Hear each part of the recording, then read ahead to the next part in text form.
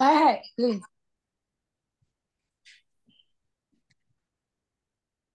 तू बोलतेस सुरू करू?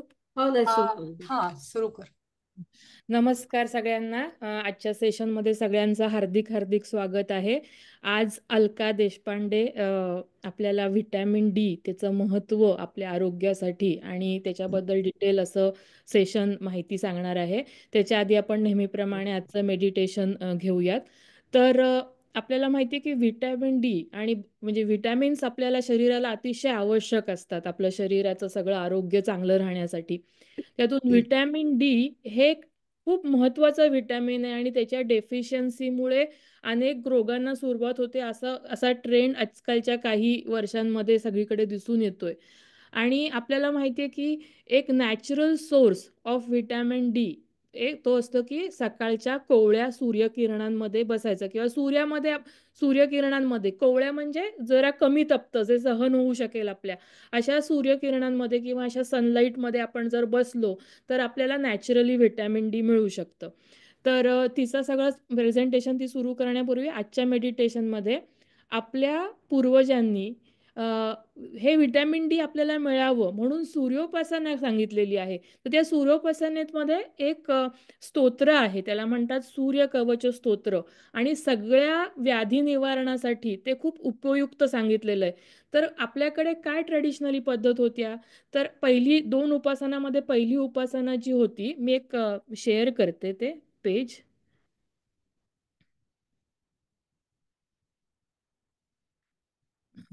तर पहिली उपासना होती ती म्हणजे सकाळी उठल्यानंतर सूर्योदय होतोच्या वेळेला सूर्यनमस्कार करायचे. सूर्याची 12 नावं एक नाव म्हणायचं एक सूर्यनमस्कार करायचा दुसरं नाव असं 12 नावं घेत 12 सूर्यनमस्कार काढायचे.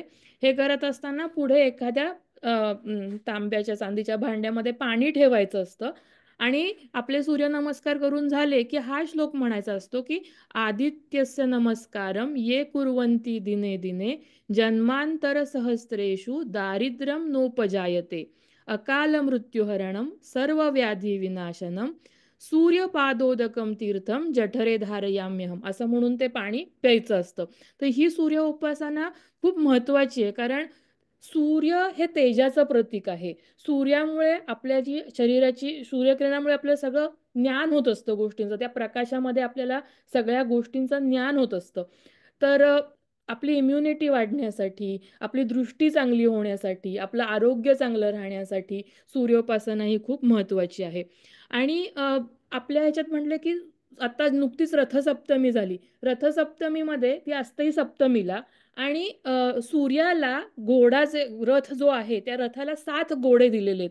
तर त्या 7 घोड्यांचं महत्व काय तर असं दिसून येतं की प्रकाश असतो तो प्रकाशा जरी पांढरा दिसत असला व्हाईट कलरचा लाईट असला तरी त्याच्यामध्ये 7 रंग असतात ताना पिही निपाजा आणि 7 या नंबरचं बरंच आहे की आठवड्याला वार 7 असतात संगीतामध्ये सूर 7 असतात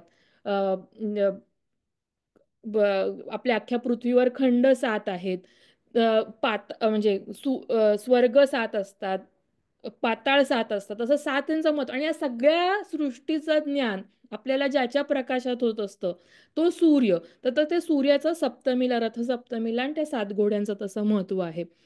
तर आणखीन दुसरी एक सूर्योपासना जी आपल्याकडे पूर्वांपासून चाललेली आहे आणि ही ही सुद्धा सगळ्या रोगांवर अतिशय उपयुक्त आहे. तर ह्याच्यामध्ये काय करायचं की हे सूर्यकवच स्तोत्र आहे ते सकाळी उठल्यावर आंघोळ झाल्यावर म्हणायचं. त्याच्यात पण सेम पद्धत आहे की एखाद्या भांड्यामध्ये पाणी घ्यायचं कोवळ्या सूर्यामध्ये सूर्यकिरणांमध्ये बसायचं ते पाणी तिथे आपल्या समोर ठेवायचं आणि सूर्याला कृतज्ञपूर्वक नमस्कार करून हे स्तोत्र म्हणायचं. अतिशय छोटंसं 7 कडव्यांचं स्तोत्र आहे.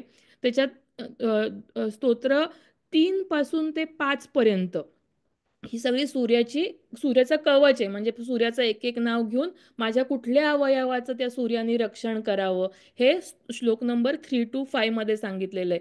तर श्लोक नंबर 1 to 2 एकदा म्हणायचं नंबर 3 to 5 12 वेळा म्हणायचं आणि परत 6-7 एकदा म्हणायचं. असं ते पूर्ण एक ती उपासना पद्धत आहे. आणि हे करत असताना त्या समोर जे भांड्यात आपण पाणी घेतलंय त्याच्यात आपण आपली पाची बोटं बुडवली तर त्याचा आणखीन चांगला फायदा होतो अशासाठी की आपली पाची बोटं ही 5 तत्वांचं प्रतीक आहेत. अग्नी, वायू, आकाश, पृथ्वी आणि जल. तर ही आपण या पंचमहाभूतांचे बनलेलो आहोत, तर त्याचे हे 5 प्रतीक आहेत. तर ते बुडवून त्याच्यात ते 12 वेळा ते कवच नंबर 3 to 5 म्हणून ते पाणी नंतर आपण प्यायचं. ही उपासना आहे आपल्या ट्रॅडिशनली आपल्याला आलेली पूर्वांपार आपल्या याच्यामध्ये. तर आज आपण सुरुवात करताना मेडिटेशनच्या ऐवजी हे स्तोत्र म्हणून आपण सुरुवात करूयात. तर प्लीज कम्फर्टेबली शांत बसा. मन शांत असू देत. संथ श्वसन म्हणजे नॉर्मल श्वसन असू देत. आणि मी हे जे काही स्तोत्र म्हणते त्याच्याकडे लक्ष द्या. जर लक्ष विचलित झालं तर जेंटली ते परत या स्तोत्राकडे आणा. सूर्यकवच. श्री गणेशाय नमः. शृणुष्व मुनिशार्दूल सूर्यस्य कवचं शुभं. शरीर आरोग्यदं दिव्यं सर्वसौभाग्यदायकं. दैदीप्यमानं मुकुटं स्फुरन्मकरकुण्डलं. ध्यात्वा सहस्रकिरणं स्तोत्रमेतदुदीरयेत्. शिरो मे भास्करः पातु ललाटे मे मितद्युतिः. नेत्रे दिनमणिः पातु श्रवणे वासरेश्वरः. घ्राणं धर्मगृणी पातु वदनं वेदवाहनः. जिह्वा मे मानदः पातु कण्ठं मे सुरवन्दितः. स्कन्दौ प्रभाकरं पातु वक्षः पातु जनप्रियः. पातु पादौ द्वादशात्मा सर्वाङ्गं सकलेश्वरः. सूर्यरक्षात्मकं स्तोत्रं लिखित्वा भूर्जपत्रके. दधाति यः करे तस्य वशगाः सर्वसिद्धयः. सुस्नातो यो जपेत् सम्यक् योधिते स्वस्थमानसः. सरोगमुक्तो दीर्घायुः सुखं पुष्टिं च विन्दति.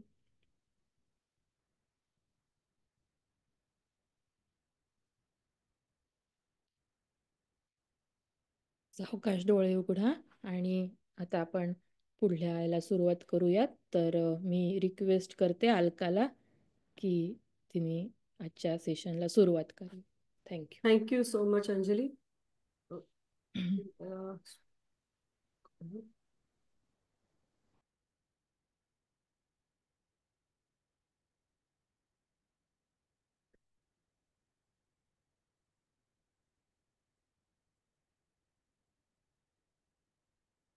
दिसतीये का स्लाइड ही व्यवस्थित? हो दिसते. हो हो. ऑलराईट. सो आपला आजचा विषय अंजलीने खूप चांगल्या प्रकारे त्याची सुरुवात करून दिली आहे. आणि व्हायटमिन डी आणि सूर्य ह्याच्या बाबतीमध्ये जे आपलं रिलेशन आहे आपल्याला सर्वांना पहिल्यापासूनच माहिती आहे. ज्या आज प्लॅटफॉर्मवरती आपल्या कोणी नवीन असतील तर त्यांना एक जस्ट माहिती करून देण्यासाठी की मी कोण आहे, मी काय करते बेसिकली.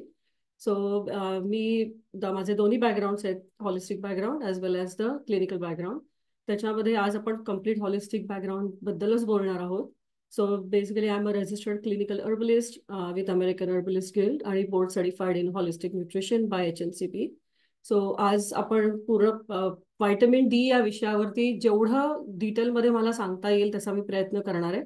आणि शेवटी मला असं वाटतं doctor Kirtane has also joined आणि त्यांना मी एक रिक्वेस्ट केली होती की शेवटचं एक 5 मिनिटं ते एका पर्टिक्युलर टॉपिक बद्दल बोलणार आहे जो आपल्या आजच्या या टॉपिकच्या संदर्भात देखील रिलेशनमध्ये आहे.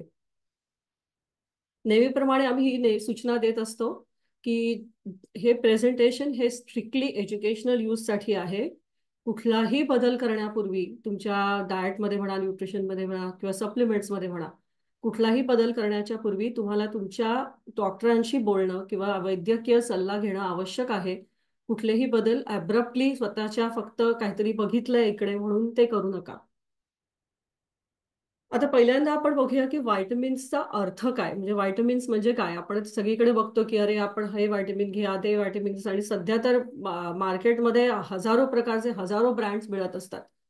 सो व्हायटमिन्सचा इनिशियल अर्थ असा होतो की अशा प्रकारची एक ऑर्गॅनिक कंपाऊंड्स आहेत किंवा अशा प्रकारची एक रसायनं आहेत जी आपल्या शरीराच्या वाढीसाठी, डेव्हलपमेंटसाठी, आपले एका आपल्या डायजेशनच्या प्रोसेससाठी म्हणा, आपल्या इम्युन रिस्पॉन्सेससाठी म्हणजे रोगप्रतिकारक शक्तीसाठी किंवा आपल्या पेशींच्या चांगल्या हेल्थी राहण्यासाठी आवश्यक असणारी ही केमिकल किंवा ही एक रसायन किंवा रसायनं आहेत बेसिकली.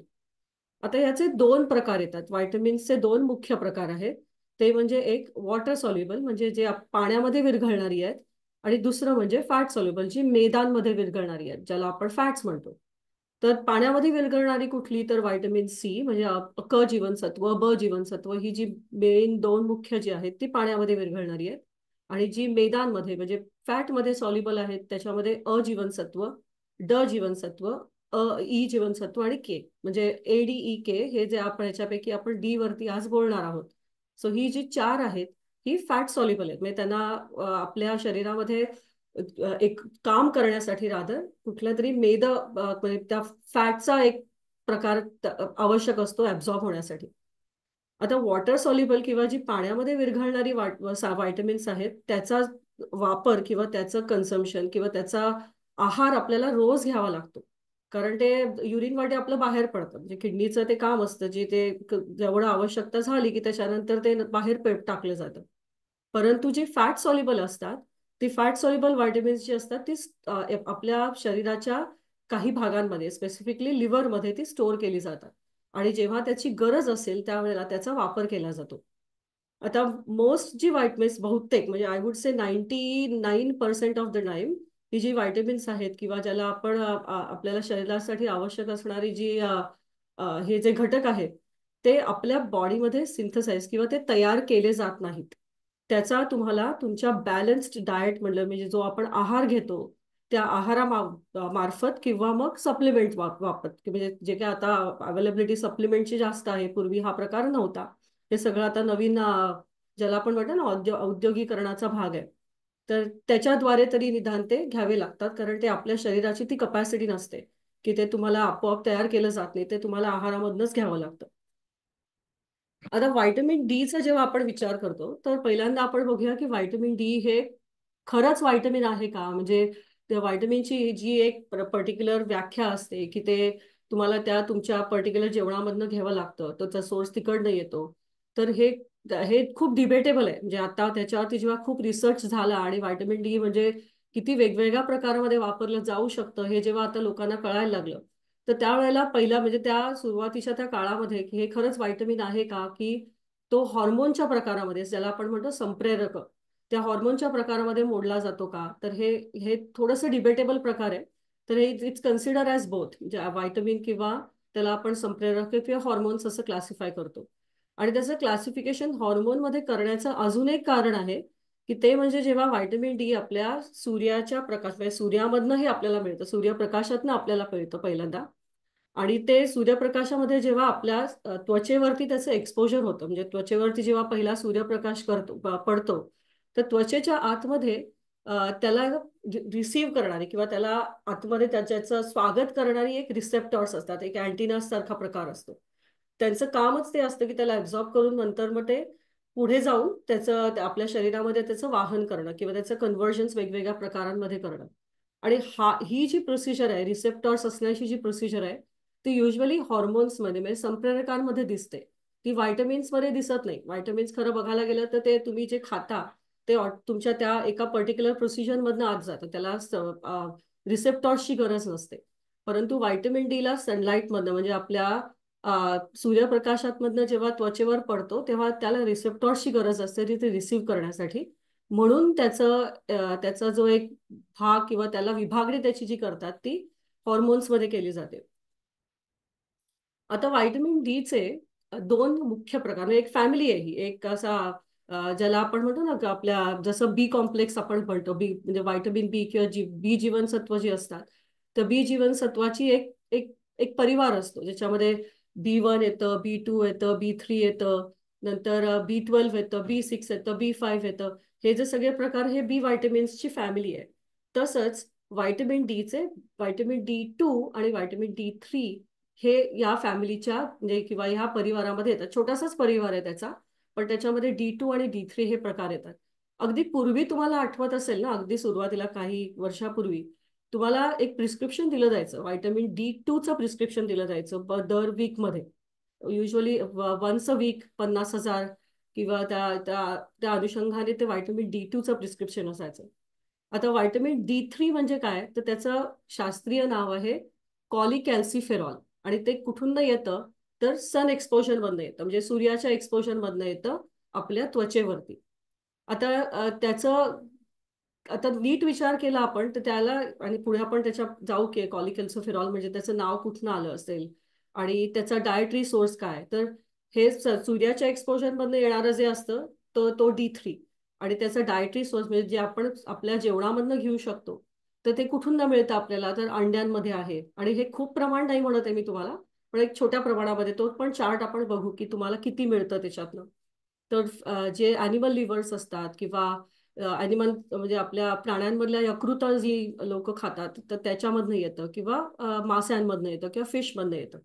तसंच D2 जे आहे, जे त्याला एर्गोकॉल्सिफेरॉल म्हणतात. सो त्याच्या ते जे सिंथसाइज असतं ते एक प्रकारच्या फंगाईजमधनं, म्हणजे एक प्रकारच्या बुरशीमधनं ते आपल्याला मिळतं किंवा रादर त्याचं सप्लिमेंट्स तयार केले जातात.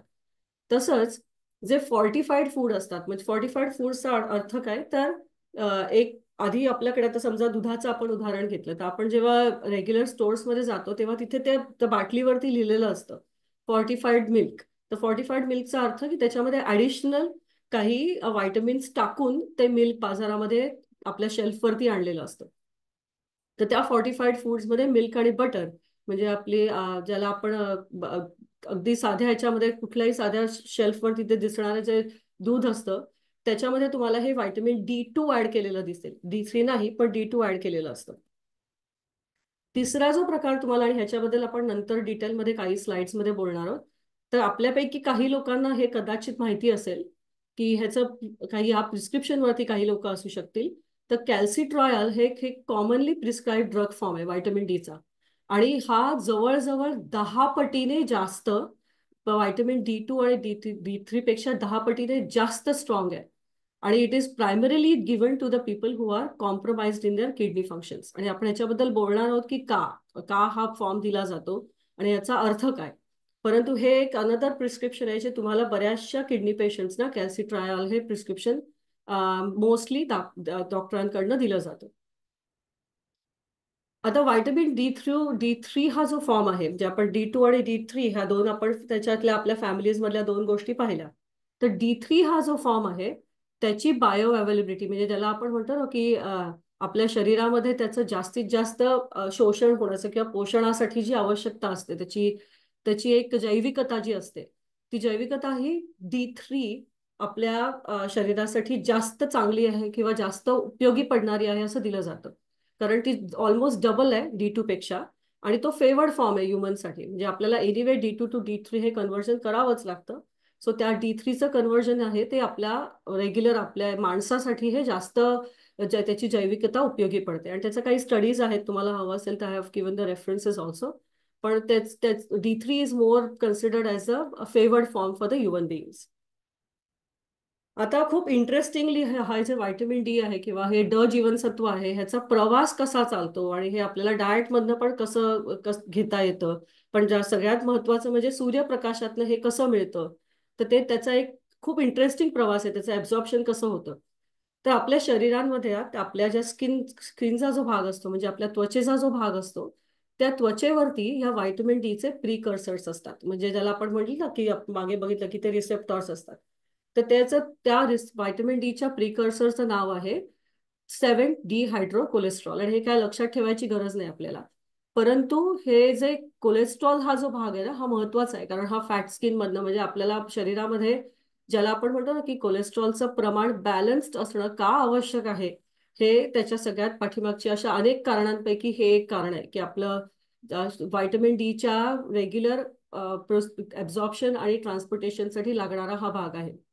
जेव्हा आपली त्वचा सूर्यप्रकाशामध्ये एक्सपोज होते, जेव्हा आपण जास्त ठराविक प्रमाणामध्ये सूर्यप्रकाश आपल्या त्वचेवरती घेतो, त्याच वेळेला हे compound gates converted into D3, जे आपण बघितलं मोस्ट बायो अवेलेबल आहे किंवा त्याची जैविकता जास्त आहे.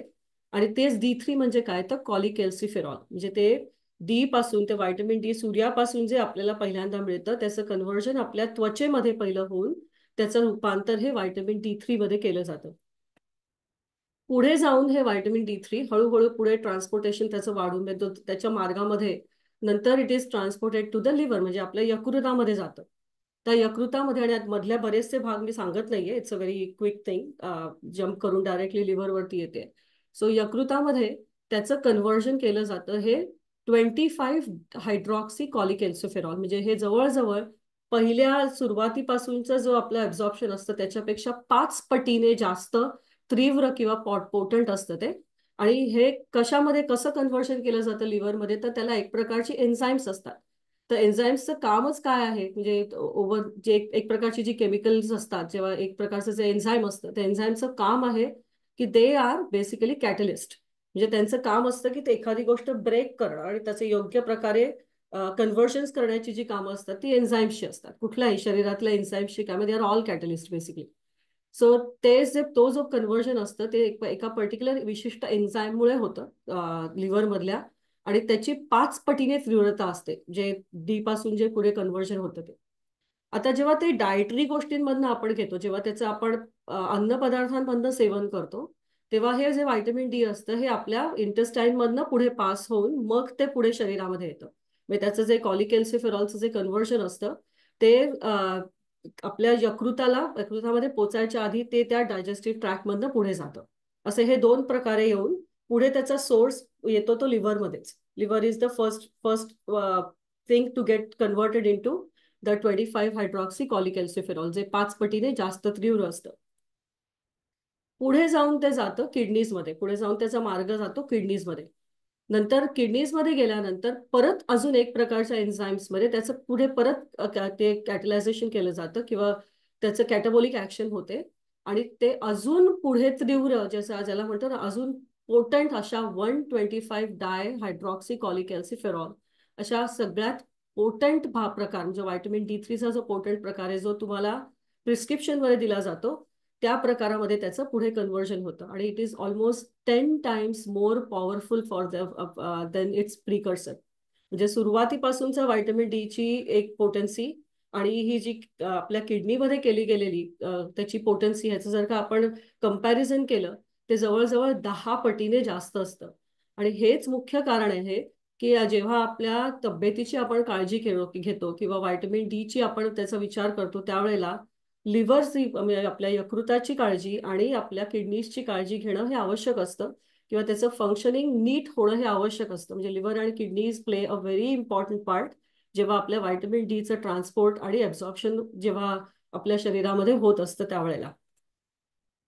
आता आपण बघितलं की 125 डायहायड्रॉक्सी कॉलिकॅल्सिफेरॉल जे आपण बघितलं सगळ्यात मोस्ट पोटंट व्हायटमिन D3चा भाग आहे. त्याची कामं काय आहेत, म्हणजे काय करतं ते बेसिकली. आणि हे again it's a very only restricting to a very basic research what it was done before. आता खूप वेगवेगळे प्रकार आहेत जे आपण बघणार आहोत की त्याचं काय काम आहे. पण सगळ्यात महत्वाचा भाग आहे व्हायटमिन D3चा. त्याचा सगळ्यात महत्वाचा भाग इट प्रमोट्स द कॅल्शियम रिझॉर्प्शन, ज्याला आपण पुनर्वसन म्हणतो ना, आपल्या हाडांचं पुनर्वसन करणं, रिमॉडेलिंग ऑफ बोन्स ज्याला म्हणतो. तो हे एक त्याला त्याच्यासाठी कॅल्शियमची जरुरी असते. आणि ते त्याचं एक योग्य प्रकारामध्ये रिझॉर्प्शन करण्याचं जे काम असतं, पुनर्वसन करण्याचं जे काम असतं, त्याच्यासाठी लागणारा कॅल्शियम हे योग्य प्रकारे पुरवण्याचं काम हे त्या व्हायटमिन D3चं आहे. त्याचबरोबर किडनीजमधनं उरलेलं जे कॅल्शियम आहे, जे एक्सेसिव्ह कॅल्शियम आहे, जे आपल्याला लागणार नाहीये, त्याचं रिअब्झॉर्प्शन म्हणजे किडनीजमध्ये ते स्टिम्युलेट करून त्याचं परत रिअब्झॉर्ब करून ते बाहेर टाकणं, नको असलेला जो भाग आहे तो बाहेर टाकणं, एक्सेसिव्ह कॅल्शियम बाहेर टाकणं, तो जो काम आहे ते देखील व्हायटमिन D3 करतं. त्याचबरोबर तिसरं म्हणजे कॅल्शियम ऍब्झॉर्प्शन जे आपल्या इंटेस्टाईनसाठी इंटेस्टाईन मधनं जे सिरम मध्ये जातं, म्हणजे जेव्हा आपल्या रक्तामधलं कॅल्शियमचा जो भाग असतो तो योग्य प्रकारे ठेवण्यासाठी ते आपल्या काय म्हणतात आतड्यांमधनं होत असतो किंवा इंटेस्टाईन्स मधनं होत असतो. तर त्याचं योग्य प्रकारे ऍब्झॉर्प्शन कॅल्शियमचं ते करण्याचं जे काम आहे ते पण व्हायटमिन D3 करतं. म्हणजे त्याचं पुनर्वसन त्याचं एक्सक्रिशन आणि त्याचबरोबर त्याचं योग्य प्रकारे ॲब्झॉर्प्शन, हा तीनही सगळ्यात महत्त्वाचा जो पार्ट आहे कॅल्शियमचा, तो त्याचा सर्वे सर्वा हा व्हायटमिन D3 आहे. आता म्हणूनच जेव्हा क्रॉनिक किडनी डिझीजचा प्रॉब्लेम असतो किंवा ज्यांच्यामध्ये किडनीज नीट प्रकारे काम करत नाहीयेत, त्याचबरोबर ज्यांना लिव्हरचा प्रॉब्लेम आहे, लिव्हर डिझीजेस आहेत, त्याच्यामध्ये सिरॉसिस आहे, फॅटी लिव्हर येतं किंवा अनेक वेगळ्या प्रकारचा जो प्रॉब्लेम असतो लिव्हरचे, तर लिव्हर हेल्थ आणि किडनी हेल्थ ही मॉनिटर करणं आवश्यक असतं. रादर जे किडनी पेशंट्स असतात किंवा जे किडनीचे किंवा लिव्हरचे पेशंट्स असतात, तर तुम्ही बघितलं असेल की तुमचे डॉक्टर्स युजली जेव्हा तुमचं फॉलोअप्स करतात, तर त्यावेळेला ते व्हायटमिन D3 हे स्पेसिफिकली टाकतात त्याच्यात, टू सी की तुमचं व्हायटमिन D3चं प्रमाण किती आहे, तुम्ही व्यवस्थित ॲब्झॉर्ब करताय का, की is it are you going on the lower side, की एक वेगळ्या प्रकारचा तुम्हाला फॉर्म हवाय का. तर हे जे मॉनिटरिंग असतं किंवा हे जे दोन व्हायटल ऑर्गन्स आहेत आपल्या शरीरातले, लिव्हर आणि किडनी दोन्हीही, त्या दोन्हांमध्येही आपल्याला व्हायटमिन D3चं बॅलन्स करण्यासाठी त्याचा खूप मोठा उपयोग असतो. आणि म्हणून it's very important for both these diseases, म्हणजे क्रॉनिक किडनी डिझिजेस आणि लिव्हर डिझिजेस दोघांमध्ये देखील त्याची हेल्थ इम्पॉर्टंट असते व्हायटमिन D3 साठी. आता एक खूप इंटरेस्टिंग रिसर्च आणि ह्याच्यावरती ऑस्टिओपोरोसिसचा जो आपला मागचा भाग झाला, त्याच्यामध्ये मधुरा आलेली होती, मधुरा गुर्जर आपली जी फिजिओथेरपिस्ट होती ती होती. तर याच्यात एक खूप इंटरेस्टिंग फाइंडिंग आहे ऑस्टिओपोरोसिसवरती. तर ऑस्टिओपोरोसिसचे जे पेशंट्स असतात, म्हणजे ज्यांची बोन्स अशी स्पॉन्ज सारखी झालेली असतात, तो चित्रामध्ये मागे दिसत असेल तुम्हाला, तर त्याच्यामध्ये त्यांच्या एकंदरीतच ब्लड वर्क केल्यानंतर असं दिसतं की त्यांचे जे हाय लेवल्स त्यांची जी असतात, त्या सगळ्यात जास्त हाय लेवल्स ही 25 हायड्रॉक्सी कॉलिकॅल्सिफेरॉल मध्ये असतात, इन कम्पॅरिझन टू 125 टाटा, म्हणजे जो 5 पट तीव्रता ज्याची असते तो भाग हा त्यांच्या एकंदरीत शरीरामध्ये जास्त असतो इन कम्पॅरिझन टू 10 पटीची तीव्रता असणारा व्हायटमिन डीचा भाग. आणि त्याचं कारण असू शकतं पॉसिबल फॅक्टर्स, की तेव्हा एस्ट्रोजन डिफिशियन्सी असते, मॅग्नेशियम डिफिशियन्सी असते. कारण त्याचा जो मिनरलचा जो भाग येतो, म्हणजे आपले बोन्स शेवटी बनलेत काय, आपल्या मिनरल्सही बनलेले आहेत, तर तो जो भाग असतो तो कदाचित तिथे ऑफ बॅलन्स झाल्यामुळे अशा प्रकारचं व्हायटमिन डीचं डिस्ट्रीब्युशन तिथे कुठेतरी ब्लॉक होतं. तर ऑफकोर्स हा just for the information, we are not going to go in details about this, but is a very interesting study which are the findings which are seen basically in the research. आणि म्हणून बऱ्याच वेळेला ऑस्टिओपोरोसिसच्या पेशंट्समध्ये देखील कॅल्सिट्रिऑल, म्हणजे जे prescription vitamin D दिलं जातं, that's another way of boosting their vitamin D3. त्याच्यामुळे त्यांना मॉनिटरिंग करण्यासाठी म्हणून त्यांचं व्हायटमिन डी नेहमी किंवा कॉमनली चेक केलं जातं. किंवा रादर तुम्हाला ऑस्टिओपोरोसिस असेल तर you can always check with your doctors की are you deficient in the category.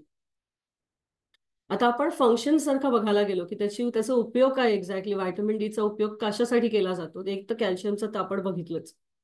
So mainly आपल्या शरीरामधलं कॅल्शियमचं रेग्युलेशन करणं आणि फॉस्फरस लेवलचं रेग्युलेशन करणं आपल्या रक्तामध्ये, त्याचबरोबर आपल्या टिश्यूजमध्ये, आपल्या बोन्ससाठी लागणारं जो एक प्रमाण असतं, जे मिनरल्सचं जे प्रमाण असतं, नंतर मसल कॉन्ट्रॅक्शनसाठी आणि आपल्या पेशींचं जनरल फंक्शन्ससाठी हे सगळ्यात महत्वाचा भाग आहे, तो व्हायटमिन डीचा भाग आहे.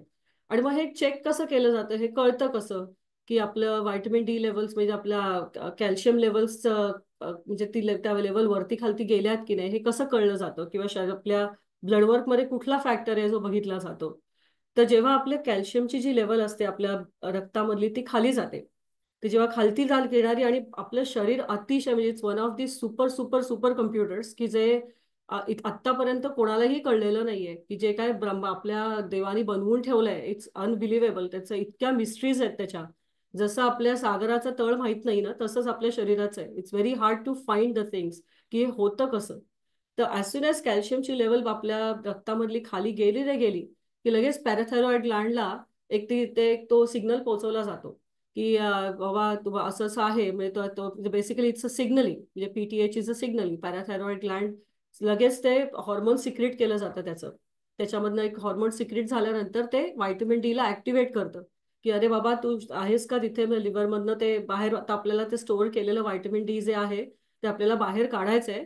कारण ज्याच्यामुळे आपलं जे इंटेस्टाईनचं ऍब्झॉर्प्शन आहे, जो रिस्पॉन्सिबल आहे आपल्या ब्लड मधलं कॅल्शियम लेवल नॉर्मल ठेवण्याचा फॅक्टर, तर ते एन्हान्स केलं जातं इंटेस्टिनल मध्ये. आपल्याला आपल्या आतड्यांमध्ये आता ते ॲब्झॉर्ब करायचंय बाबा कॅल्शियम, आणि ते एक्सक्रिशन होते ना आपल्या किडनीज मधनं जे बाहेर टाकलं जाते कॅल्शियम एक्स्ट्रा, ते जरा थोडा वेळ थांबवा, ते कमी करा. आणि आता आपल्याला आपल्या आतड्यांमध्ये थोडंसं एक्स्ट्रा ॲब्झॉर्ब करायचंय, कारण आपली ब्लड लेवल कमी झाली आहे. सो हा जो प्रकार असतो सगळं, हे जे प्रोसिजर असतं, हे कुठल्या प्रकारे बघितलं जातं तर पीटीएच, म्हणजे तुमचं पीटीएच चेक करतात टू सी की तुमची लेवल्स हाय आहेत का. जर का पीटीएच लेवल हाय होत असतील ह्याचा अर्थ तुमचं कुठेतरी कॅल्शियमचा इम्बॅलन्स सुरू आहे. So this is another taste which is been seen for the kidney फंक्शन्सचा बघण्यासाठी देखील, किंवा कॅल्शियमच्या याच्यामध्ये ऑस्टिओपोरोसिसमध्ये देखील ही केस किंवा बघितली जाते, किंवा बऱ्याचशा ओव्हरऑल अदर हेल्थ कंडिशन्समध्ये देखील पीटीएच चेक केलं जातं. त्याचबरोबर ही आता मगाचा जो भाग बघितला आपण तो फक्त बोन्सच्याच वरती भाग बघितला, परंतु आत्ताच्या नवीन रिसर्चमध्ये ऑटो इम्युनिटी मॅनेज करण्यासाठी आणि कुठल्याही काही बरेचसे इन्फ्लॅमेटरी डिसीजेस मॅनेज करण्यासाठी देखील व्हायटमिन डीचा खूप उपयोग होतो. त्याच्यामध्ये रुमेटॉइड आर्थरायटिस हा प्रकार येतो, मल्टिपल स्क्लेरोसिस येतो, ल्युपस येतं, टाईप 1 डायबिटीस येतो, अल्सरेटिव्ह कोलायटिस येतं, क्रोन्स डिझीज येतो. आणि ह्याच्यामध्ये व्हायटमिन डीचं काम कसं असतं तर बऱ्याचशा वेळेला जेव्हा फ्लेअरअप्स होतात, स्पेशली मध्ये जेव्हा रुमेटॉइड आर्थरायटिसमध्ये फ्लेअरअप्स होतात, ते खूप पेनफुल फ्लेअरअप्स असतात ओव्हरऑल. तर अशा वेळेला त्यांचं फ्लेअरअप्स रिड्यूस करण्यासाठी एक प्रकारचा इम्युन सप्रेसंट रिस्पॉन्स लागतो, आणि तो रिस्पॉन्स मॅनेज करण्याचं जे काम असतं ते व्हायटमिन डी केलं जातं. आणि त्यात अनेक there are lot of researches available. One of the research I have listed it here as a reference. But that is another way of using vitamin D nowadays. It's not only specifically for the bone health anymore. तिसरा भाग जो आपला येतो तो आपल्या शरीराची जी रोगप्रतिकारक शक्ती असते, ज्याला आपण म्हणतो आपला एक इम्युनिटी वाढवण्याचा जो भाग असतो, पर्टिक्युलरली जे इन्फेक्शन्स बॅक्टेरियल असू देत किंवा व्हायरल असू देत, ते आपल्या रेस्पिरेटरी ट्रॅकमध्ये असतात, आपल्या श्वसन क्रियेशी जे किंवा श्वसन नलिकेशी किंवा श्वसनाशी संबंधामध्ये जे काही बॅक्टेरियल किंवा व्हायरल इन्फेक्शन्स असतात ते फाईट करण्याचं किंवा त्याच्या अगेन्स्ट काम करण्याची जी क्षमता असते, रोगप्रतिकारक शक्ती वाढवण्याचं जे काम असतं, ते देखील व्हायटमिन डी, म्हणजे vitamin D plays a big role in that. त्याचा व्हायटमिन डीचा वापर त्याच्यासाठी केला जातो. तर तुम्हाला आठवत असेल ना, तर कोविड काळामध्ये स्पेसिफिकली इंडियामध्ये खूप हेवी डोस 2 दिवसाचा द्यायचे, म्हणजे एक साधारण 30,000चा वगैरे डोस 2 दिवसाचा व्हायटमिन डीचा तो डॉक्टर्सचं प्रिस्क्रिप्शन असायचं. इव्हन इकडे पण आणि बऱ्याच वेळा फार्मसीमध्ये ते सांगितलं जायचं की तुम्हाला कोविडचे सिम्पटम्स वाटत असतील, किंवा if you are seeing people around you who are Covid patients, तर make sure that you start increasing your immune system by increasing the doses of vitamin D. Specifically आम्ही स्वतः देखील जेव्हा त्या काळामध्ये काम करायचो तेव्हा वी मेड शुअर की we are taking extra vitamin Ds. आणि that actually has proven a lot about the resistance to the infections, particularly that bacteria, म्हणजे बॅक्टेरियल आणि व्हायरल इन्फेक्शन्स दोघांसाठी आपल्या श्वसन नलिकेच्या. तिसरी आणि इंटरेस्टिंग पार्ट ज्याच्यावरती अजून स्टडी चालू आहे, तर कार्डिओव्हॅस्क्युलर हेल्थमध्ये, की आपले जे हृदय आहे किंवा आपलं हार्ट जे आहे त्या हार्टमध्ये देखील व्हायटमिन डीचे रिसेप्टॉर्स आहेत, आणि it is important for maintaining the healthy heart function and the blood pressure. आणि हे 2013चा हा रिव्ह्यू आहे, तर American journal of clinical nutrition मध्ये ते लिस्ट केलं गेलं होतं. Of course there is a lot more research is needed in that, but vitamin D is also being seen for that maintenance of healthy heart functions and the blood pressure. म्हणून इथे प्रिव्हेंटेटिव्ह medicine मध्ये जेव्हा आपण बघतो, किंवा आता जेव्हा तुम्ही डॉक्टरकडे दर अॅन्युअल चेकअपसाठी जाता, तर अॅन्युअल चेकअप्समध्ये तुमचं व्हायटमिन डी चेक केलं गेलेलं नसेल, तर ते तुम्हाला, म्हणजे it is always a good idea to ask your doctor to check the vitamin D, की बाबा माझं तुम्ही एक्स्ट्रा व्हायटमिन डी कराल का. कारण बऱ्याच वेळा इन्शुरन्सच्या इश्यूजमुळे व्हायटमिन डी हे त्या पॅनलमध्ये टाकलं जात नाही. पण तुम्ही जर का विचारलं की नाही मला व्हायटमिन डी तुम्ही त्याच्यामध्ये टाकाल का, तर maybe it's a very small copay you have to pay, like $20-25 extra copay कदाचित असेल. बऱ्याच वेळा ते फ्री पण होतं. पण vitamin D is it's a good habit to check your vitamin D that once a year at least to see where you are. दोनदा करायला लागलं तर उत्तमच आहे, पण एकदा जरी तुम्हाला वर्षातनं कळलं की बाबा तुमचं व्हायटमिन डी ची लेवल काय आहे, म्हणजे निदान तुम्ही जे सप्लिमेंट्स घेत असाल किंवा जे काही खात असाल ते योग्य प्रकारे शरीरात ऍब्झॉर्ब केलं गेलंय की नाही गेलंय, किंवा ते सप्लिमेंट काम करतंय की नाही, एवढं तरी निदान तुम्हाला कळतं की बाबा आपले लेवल्स मेंटेन्ड आहेत की नाही आहेत. आता व्हायटमिन डी हे नवीन आता असलेल्या रिसर्च प्रमाणे मूड डिसऑर्डरसाठी म्हणजे एन्झायटी आणि डिप्रेशनसाठी खूप चांगलं काम करतं. आणि इट्स अ इसेन्शियल न्यूट्रिएंट. म्हणजे first thing whenever somebody comes to us for evaluation की बाबा तुम्हाला अशा या XYZ प्रॉब्लेमसाठी आलेला आहे, तर the first thing is like तुझ्याकडे ब्लड वर्क आहे का, की तू रिसेंट व्हायटमिन डी चेक केलंयस का. तर it's a first factor we normally see की तुझं लेवल काय आहे. आणि ह्याच्यावरती डिमेन्शिया आणि अल्झायमरवरती ऍक्च्युली डॉक्टर कीर्तने माझ्या झाल्यानंतर एक 5 मिनिटं बोलणार आहेत. So he is going to talk about this in more details, कारण हा हे आपल्याकडच्या ज्या प्रेक्षकांच्या ग्रुप्स आहेत, एक पर्टिक्युलर जो ग्रुप आहे त्याच्यासाठी जास्त लागू पडतं. आता व्हायटमिन डीचं जे डिफिशियन्सी आहे त्याची इन्क्रीज रिस्क कोणामध्ये असते, म्हणजे कोण अशी लोक आहेत की ज्यांना किंवा कोणामध्ये ते जास्त त्याचा प्रादुर्भाव जास्त दिसतो की बाबा व्हायटमिन डी डिफिशियन्सी जे कोणामध्ये जास्त असतात. एक तर, आणि again I am not against vegetarian diet, so to please don't take me wrong. I am myself is a vegetarian. मी अंडही खात नाही, त्याच्यामुळे मी स्वतः व्हेजिटेरियन आहे. पण जे स्ट्रिक्ट व्हेजिटेरियन डाएटवरती आहेत त्याच्या बरोबरीने जे इनॅडिक्वेट सनलाईट एक्सपोजर घेत नाहीत, म्हणजे तुमचं व्हेजिटेरियन डाएट असण्याचा खरं काही संबंध नाही, परंतु आजकाल अंड्यामध्ये थोड्याफार प्रमाणामध्ये किंवा लिव्हरमध्ये किंवा फिशमध्ये थोड्याफार प्रमाणामध्ये ते व्हायटमिन डी मिळतं म्हणून. परंतु अदरवाईज जो मेन सोर्स आहे आपला तो म्हणजे सनलाईट मधनं. कारण होतं काय, बऱ्याच वेळा थंडीच्या काळामध्ये तुम्ही एक तर व्हेजिटेरियन पूर्ण असाल आणि हे सोर्सेस खात नसाल, किंवा रादर तो पिरियड सुरू व्हायच्या आधी, म्हणजे तुम्ही थंडी सुरू व्हायच्या आधी तुमच्याकडे इनफ व्हायटमिन डीचा साठा नसेल तुमच्या शरीरामध्ये, आणि ते तुमचं सनलाईट एक्सपोजर पण नाहीये, तर अशा वेळेला मग ते it's a very high chance of depleting into the vitamin DS.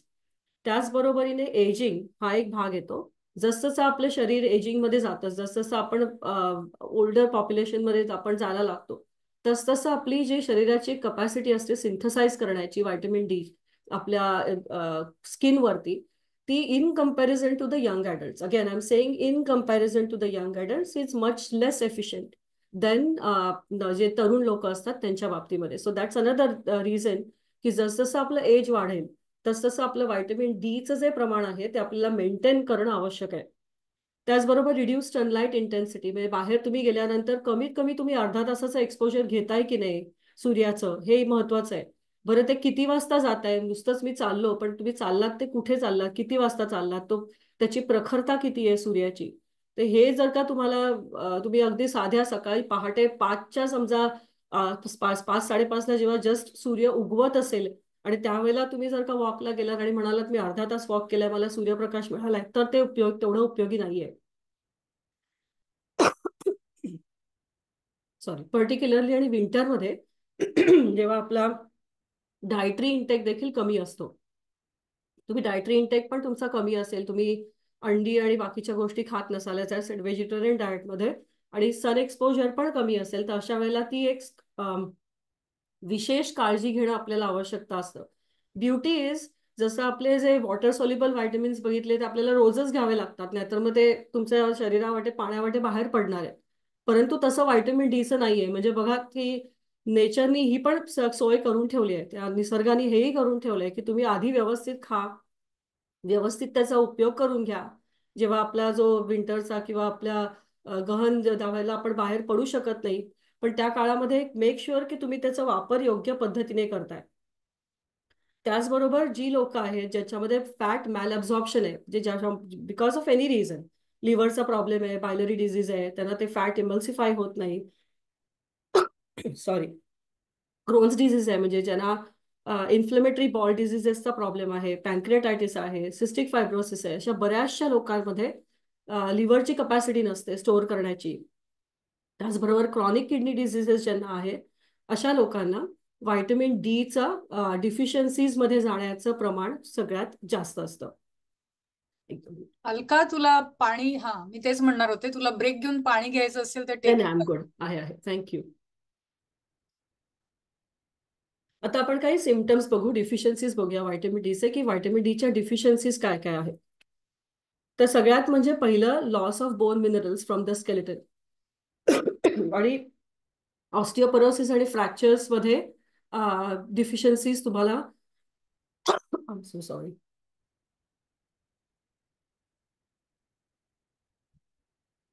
ऑस्टिओपोरोसिसचा आपण तो भाग बघितला की त्यांच्यामध्ये व्हायटमिन डी हे मेंटेन करणं आवश्यक असतं. त्याचबरोबर इंटरेस्टिंगली ज्यांच्यामध्ये रिंगिंग ऑफ, ज्याला आपण टिनायटिस म्हणतो ना, रिंगिंग इन इयर्स किंवा हिअरिंग लॉस, त्याच्यामध्ये पण व्हायटमिन डीचं कमतरता असू शकते. त्याचं कारण असं की ते vitamin D is also use for controlling that inflammation, आणि त्याच्यामध्ये टिनायटिसमध्ये इन्फ्लमेशनचा भाग असतो. दॅट्स अनदर रिझन की तुम्हाला जर का रिंगिंग इन इयर्स असेल किंवा हिअरिंग लॉस होत असेल, तर you can, this is not a bad idea to check की तुमचं व्हायटमिन डीचं प्रमाण योग्य आहे की नाही. त्याचप्रमाणे सॉफ्ट बोनचा प्रॉब्लेम असेल, ऑस्टिओमलेशिया, वीक मसल्स असतील, वीक बोन्स असतील, पर्टिक्युलरली हिप आणि पेल्विस एरियावरती समजा मसल विकनेस असेल, आणि सारखं सारखं आजारपण येत असेल, सारखं तुम्ही आजारी पडत असाल, तुम्ही युअर इन्क्रीज रिस्क ऑफ इन्फेक्शन्समध्ये असाल, तर there is a very high possibility that की तुमचे व्हायटमिन डीचं प्रमाण शरीरातलं कमी झालेलं असू शकतं. So it's always a first thing to go and talk to your doctor about checking for particular things including the vitamin D. आता ज्याला आपण आरडीए व्हॅल्यू म्हणतो, हे तुम्ही आता हे टर्म कदाचित तुम्ही खूप वेळेला ऐकलं असेल. आरडीए व्हॅल्यू म्हणजे काय? सो आरडीए व्हॅल्यूचा अर्थ होतो रेकमेंडेड डायटरी अलाउन्स. सो ह्याचा किती आपल्याला स्टँडर्ड किती दिलं गेलंय, तर खरं तर हे जे नंबर्स आहेत ना इकडे, ह्या नंबर्सचा लिटरली काही अर्थ नाहीये, कारण ते तुम्हाला हे फक्त एका पर्टिक्युलर स्टडीवरनं केलं गेलेलं आहे. म्हणजे हे फक्त बोन हेल्थसाठी दिलं गेलेलं आहे. त्याच्यामुळे प्रत्येक केस वेगळी असते, प्रत्येकाला लागणारं आवश्यकता त्याच्या व्हायटमिन डी ची वेगवेगळी असते. तर हे this is just a standard, this are very very low numbers you are seeing here. पण ऍटलीस्ट एवढं तरी तुम्हाला असणं आवश्यक आहे. एवढं तरी तुमच्या शरीरामध्ये नेहमी तुमच्या त्या आहारामधनं मिळणं आवश्यक आहे. तर एक आता ते बऱ्याचशा वेळेला व्हायटमिन डी थ्रीच्या बाटल्यांवरती मायक्रोग्रॅम्स मध्ये लिहिलेलं असतं आजकाल. 25 मायक्रोग्रॅम किंवा 10 मायक्रोग्रॅम अशा गोष्टी लिहिलेल्या असतात. पूर्वी तर इंटरनॅशनल युनिट्स मध्ये असायचं. ते अजूनही आयुष मध्ये मिळतं, इंटरनॅशनल युनिट्स मध्ये मिळतं. परंतु बऱ्याच वेळेला आता ती नवीन पद्धत आहे की ते मायक्रोग्राम्स मध्ये द्यायचं. So 1 micrograms is equal to 40 international units. जी लहान बाळं आहेत, जी 1 वर्षाच्या पर्यंतची जी बाळं आहेत, त्यांना साधारण 10 मायक्रोग्राम्स म्हणजे 400 युनिट्स. 1 ते 70 वर्षाची जी लोक आहेत, म्हणजे किती मोठी ब्रॉड रेंज आहे, ज्याला 15 मायक्रोग्राम म्हणजे 600 इंटरनॅशनल युनिट्स. आणि जी लोक 70च्या पुढे आहेत त्यांना 80 इंटरनॅशनल युनिट्स किंवा 20 मायक्रोग्राम्स. इतका जरी भाग हा कमीत कमी दिवसाला आरडीए व्हॅल्यूज तुम्हाला regular recommended dietary allowances allowed. तरी अपर लेवल जी टॉलरेबल लेवल दिली, again this is a very old numbers, आणि प्रत्येकाची वेगवेगळी कपॅसिटी असते तुमच्या ॲब्झॉर्बन्सीची किंवा टॉलरेबल असण्याची किंवा स्टोअर करण्याची, पण depending upon how your liver is working, तुमचे किडनीज कसे आहेत. अपर टॉलरेबल लेवल त्यांनी रेकमेंड केली आहे 4000 IUs. There are some people who take 10,000 IUs also, depending upon the need. Again every case is different, every person is different, and तुमच्या डॉक्टरांना माहिती असतं की तुम्हाला किती आवश्यकता असेल, आणि अकॉर्डिंगली ते त्याप्रमाणे तुम्हाला ते देतात.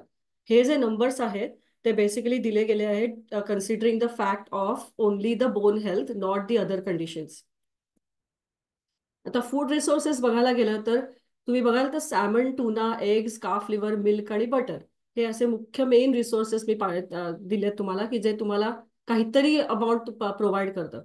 त्याच्यापैकी जे नॉन व्हेजिटेरियन लोक आहेत, जे सॅमन, टुना खातात, त्यांना साधारण 100 ग्रॅमचा एक पीस सॅमनचा 520 आयुज देतो तुझं व्हायटमिन डी. टुना तसंच 253 देतं. अंडी तुम्हाला 40 आयुज देतं. म्हणजे एक होल एग जर का मीडियम एग तुम्ही रोजच्या रोज खात असाल तर तुम्हाला साधारण 40 आयुज इतकं व्हायटमिन डी मिळतं. काफ लिव्हर आपल्याकडे म्हणजे आपण हिंदूज युजली खात नाही. मिल्क म्हणजे आपलं जे दूध असतं ते दुधामधनं तुम्हाला 100 आयुज एवढं मिळतं. आणि तूप किंवा बटर ह्याच्यामधनं तुम्हाला 4 आयुज इतकं थोडंसं व्हायटमिन डीचं प्रमाण मिळतं. आता हे मिल्क आणि बटर फॉर्टिफाईड असल्यामुळे तेवढं प्रमाण तुम्हाला युजली एका कपांमधनं बाहेरून जर का फॉर्टिफाईड मिल्क आणत असाल तर ते तुम्हाला मिळतं, आणि तुमच्या त्या कंटेनरवरती लिहिलेलं देखील असतं की व्हायटमिन डीचं प्रमाण ह्याच्यावर किती आहे. आता आजकाल नवीन बघत असाल तर व्हायटमिन डी थ्रीच्या बरोबर अजून एक व्हायटमिन ऍड केलं गेलं आहे, आणि ते म्हणजे तुम्ही त्या D3+K2 एकत्र घ्या असं सांगितलं जातं. आता हा के प्रकार आहे काय? Is it a potassium? कारण के म्हटलं की आपल्याला मागे शिकलेल्या आपल्या सगळ्या केमिस्ट्रीमध्ये असं के म्हणजे potassium, so K is not a potassium. आणि व्हायटमिन K2 हे आलं आलं किंवा त्याचं नाव जे आलंय ते कोॲग्युलेशन, म्हणजे K is a German word for coagulation. तो कोॲग्युलेशन म्हणजे आपण त्याला म्हणतो ना ज्याला आपण घट्ट करणं म्हणतो, किंवा ज्याचं जे आपल्या शरीरामध्ये एखादी गोष्ट कोॲग्युलेट करतं. सो त्याच्यासाठी जर वापरलं गेलेलं टर्म आहे दॅट इज व्हायटमिन के. आणि त्याच्यामध्ये 3 वेगवेगळे प्रकार येतात. त्याचे 3 सब कॅटेगरीज आहेत. ते म्हणजे K1, K2 आणि K3. आता तीनही फॅट सॉल्युबल आहेत. जसं व्हायटमिन D3 फॅट सॉल्युबल आहे, तसंच व्हायटमिन के पण फॅट सॉल्युबल आहे. K1 हा जो प्रकार आहे ज्याला आपण म्हणतो फायलोक्विनॉल. सो के 1 हा प्रकार हायेस्ट लिफी ग्रीन्स मध्ये मिळतो किंवा very small amount in the dairy मिळतं. त्याचबरोबर K2 जे आहे ते फर्मेंटेड फूडमध्ये. आणि आता हे जे नॅटो म्हणतो ना, जॅपनीज बीन्स, ह्याचं पाठीमागे चित्र दिसेल तुम्हाला, मागच्या साईडला इथे दिसतंय जे आपल्या स्क्रीनवरती. दे आर व्हेरी गुड ज्याला फर्मेंटेड बीन्स असतात ते are very very nutritious. Sir तो नॅटो बीन्सचा अजूनही वेगवेगळे न्यूट्रिशियस भाग आहेत, पण त्याच्यापैकी फर्मेंटेड फूडमध्ये K2चा जो भाग आहे तो नॅटो बीन्समधनं जास्त मिळतो. सावर क्राऊट असतो, चीज आहेत, एग्ज आहेत, बटर आहे, नंतर चिकन लिव्हर आहे, ब्रेस्ट आहे, ग्राउंड बीफ आहे. तसंच K3चा हा जो पार्ट आहे तो K3 is a synthetic form, जो आपल्याला लॅबमध्ये बनवला जातो, मेनेडायन ज्याला म्हणतात. आणि human body is capable, very highly capable of converting K1 to K2. म्हणजे समजा तुम्ही भाज्या खाल्ल्या असतील नुसत्या, तर त्याच्यामधनं जे तुम्हाला के व्हायटमिन मिळतं ते आपल्या शरीराला कन्व्हर्जन करण्याची कपॅसिटी असते. K1 टू K2 कपॅसिटी सहज असते आपल्या शरीराची. आता ही व्हायटमिन केचा जो व्हॅल्यू आहे तो किती आवश्यक आहे आपल्या शरीराला, तर पुरुषांसाठी 120 मायक्रोग्रॅम पर डे आणि बायकांसाठी 90 microgram per day. So daily value usually 80 microgram per तुम्हाला मिळाली दिवसाला तरी खूप आहे. म्हणून हिरव्या पालेभाज्या खाणं हे आपल्याला आपल्या त्या डाएटमध्ये दिलं जातं, की हिरव्या पालेभाज्यांचे अजून किती किती उपयोग असतात. तर त्यापैकी हा एक भाग आहे जो आपल्या हिरव्या पालेभाज्यांमधनं, आपल्या फर्मेंटेड फूडमधनं तो तुम्हाला व्हायटमिन केचा भाग त्याच्यामध्ये मिळतो. आता व्हायटमिन D3 आणि K2 काम कसं करतात एकत्र, म्हणजे ते Y they make it as a great team in that calcium regulation. So usually, आणि त्याच्यासाठी एक आपण रिसर्च ज्याला म्हणतो ना, एक कॅटेगरी घेऊ रिसर्चची. तर त्याच्यामध्ये असं दिसलंय की ज्या बायका मेनोपॉझल आहेत, म्हणजे ज्या बायकांच्या मासिक पाळी थांबलेली आहे किंवा त्या सध्या प्री मेनोपॉझल स्टेजेसमध्ये आहेत किंवा जस्ट मेनोपॉज संपलेला आहे, आणि ते कॅल्शियम सप्लिमेंट आपल्याला डॉक्टर्स सांगतात की तुम्ही आता जवळ आलात मेनोपॉजच्या, स्पेसिफिकली बायकांना, की तुम्ही आता कॅल्शियम तुम्हाला रेग्युलर घ्यायला पाहिजे. पण ते कॅल्शियम घेणाऱ्या ज्या मेनोपॉझल बायका आहेत त्या रिसर्चमध्ये असं फाइंड आउट झालं की त्यांचं आर्ट्रियल कॅल्सिफिकेशन मात्र जास्त होत आहे. जे हे जे कॅल्शियम आहे हे योग्य प्रकारे डिस्ट्रीब्युशन न होता ते त्यांच्या कुठेतरी आर्टरीजमध्ये जास्त साठवलं जात आहे. आणि त्यांची जी बोन डेन्सिटी आहे, जिथे ते कॅल्शियम पोचायला पाहिजे, ज्याच्यासाठी ते दिलं जातं, की बोन डेन्सिटी स्ट्रॉंग करण्यासाठी दिलं जातं, तिथे ते मात्र पोचत नाहीये. ते न पोचता ते आपल्या आर्टरीजमध्ये पोचलं जात आहे. तर ह्याच्यातली जी मिसिंग लिंक आहे ती म्हणजे व्हायटमिन K2 किंवा व्हायटमिन के ज्याला आपण म्हणतो ते. सो या व्हायटमिन केचं काम काय आहे, तर हा व्हायटमिन के आपल्याला आपल्या कॅल्शियमला एक गाईड म्हणून काम करतं आणि तो कॅल्शियमला दाखवतो की बाबा तुला इकडे नाही, या आर्टरीज मध्ये नाही, तर तुला टीथ आणि बोन्स मध्ये जायचंय, तुला इथे शिरायचंय, असं जायचंय, तू माझा हात धर, मी तुला ते बरोबर नेऊन सोडतो. तो हे जे काम आहे हे काम व्हायटमिन केचं असतं. आणि that's why usually vitamin D3 आणि K2 इज गिव्हन टुगेदर, म्हणजे ते एकत्र दिलं जातं. It's a very new research आणि त्याचा खूप फायदा होतो. त्याचबरोबरीने म्हणजे ऍक्टिव्हेशन ज्याला आपण म्हणतो ना, आणि हे कसं केलं जातं, तर त्याचं ऍक्टिव्हेशन ज्याला आपण MGP म्हणतो, मॅट्रिक्स GLA प्रोटीन असतं. आणि ते त्याचा अजून एक फायदा म्हणजे ते आर्ट्रियल आणि सॉफ्ट टिश्यूज मध्ये जे कॅल्सिफिकेशन होतं ना, तर ते होऊ नये त्याचा इन्हिबिटर असतो तो, ते होऊ नयेचं जे काम असतं ते बेसिकली K2 करतो. आणि this is exactly why it is combined or given it together. आता हे जे आहे म्हणजे हे जे केचं प्रमाण आहे किंवा K2 आणि कुठल्या प्रकारचं K2 घ्यायचं किंवा काय घ्यायचं, तर हे आपण त्याचं निवडायचं कसं असतं. आणि अगेन हा जो प्रिव्हियस भाग आहे, हा जे मी सांगते की व्हायटमिन D3 आणि K2 एकत्र घ्या, परंतु जी लोक ब्लड थिनर्स वरती आहेत, जी लोक एका पर्टिक्युलर कारणासाठी ब्लड थिनर्स घेत आहेत, तर त्यांच्यासाठी हे ऍप्लिकेबल नाही. त्यांनी त्यांच्या डॉक्टरांना विचारूनच केचं प्रमाण घ्यायचंय. खरं सांगायचं तर आरडीए व्हॅल्यू जी दिली गेली आहे ना, छोटंसं प्रमाण केचं आहे, त्यांनी खूप वेळा अफेक्ट होत नाही. परंतु it is always a best idea to consult your doctor and ask की मला किती के लागणार आहे, मला के लागणार आहे की नाही, आणि लागणार असेल तर मला किती लागणार आहे, हे प्रमाण तुमच्या डॉक्टरांकडनंच यावं लागतं. किंवा रादर विचारा की ते तुम्हाला, कारण they are the ones who are monitoring you. Just because इथे काहीतरी सांगितलं जातंय आणि बाटलीवरती दिसतंय इट्स गुड फॉर मी म्हणून घ्या असं नाहीये. सो ते तुम्हाला जेवढं आवश्यक असेल तेवढंच तुम्हाला ते तुमचे डॉक्टर सांगतील की नाही हे तू घेऊ नको बाबा, किंवा एवढं एवढं प्रमाण तू घे. आता आता हे आपण चूज कसं करायचं, D3+K हे चूज कसं करायचं असतं. इथे तुम्हाला आता या एक एक एक्झाम्पल दिले. I am not promoting any brand, but this is a good example. This is a practitioner brand. I personally use this brand म्हणून मी ते दिलंय. तर त्याच्यात इथे व्हायटमिन डीचं तुम्ही बघितलं तर this is the category is 125 microgram कॅल्सिफेरॉलची कॅटेगरी आहे ही.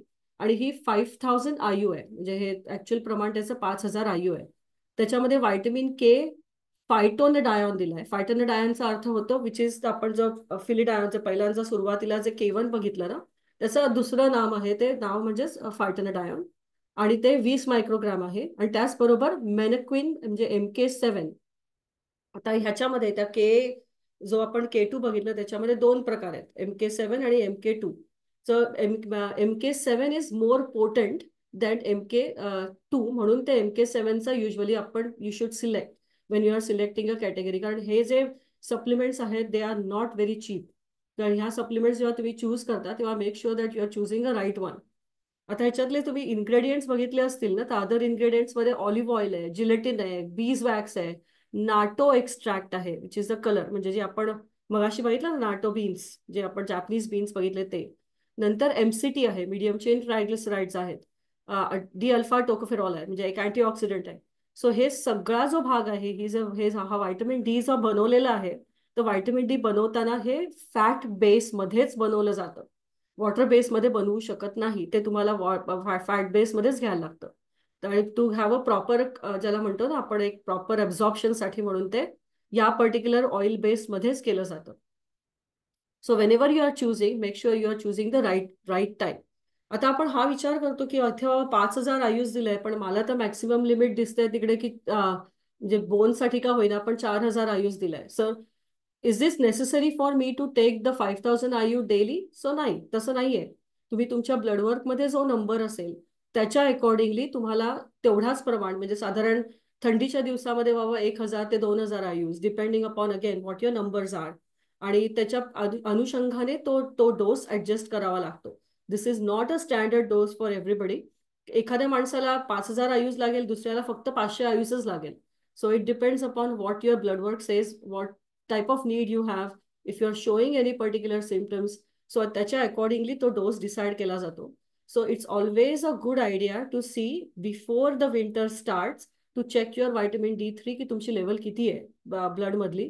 ती डिफिशियंट असेल, आणि स्पेसिफिकली तुम्ही अशा खूप थंड प्रदेशामध्ये राहत असाल की जिकडे तुम्हाला सनलाईट मिळणार नाहीये, त्यातून तुम्ही व्हेजिटेरियन आहात, तर अशा वेळेला व्हायटमिन डीचा साठा आधी करून ठेवणं 3-4 महिन्यासाठी, ही it's a good idea to have enough ample amount of vitamin D. आता अँपल अमाऊंट ऑफ व्हायटमिन डीचा अर्थ काय? सो अँपल अमाऊंट म्हणजे तुम्ही त्याची जर का ती लॅब रेंज बघितली तर it start from 30 all the way to 90-100 पर्यंत असते. सो आपण मग मेंटेन कशी ठेवायची, त्याचे पर्टिक्युलरली तो नंबर असायला तरी काय पाहिजे. सो प्रत्येक माणसाची ती डेफिनेशन, म्हणजे प्रत्येक सिस्टमची डेफिनेशन वेगळी आहे. If you asked a physician की तुम्ही जर का 30-32 वर असाल, तर your doctor is going to say ki yes, that's good, that we are within the range.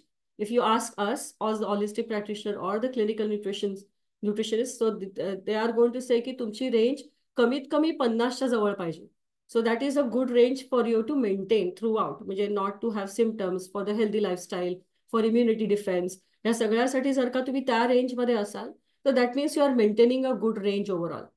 So अशा प्रकारे त्याचा जो मेंटेनन्स आहे हा depends upon, this is again, as I said, it's a good idea to check your vitamin D3 level adhi beforehand when you actually are hitting the certain seasons where you are not going to have an exposure of sunlight that much where you can get that vitamin D from the sunlight.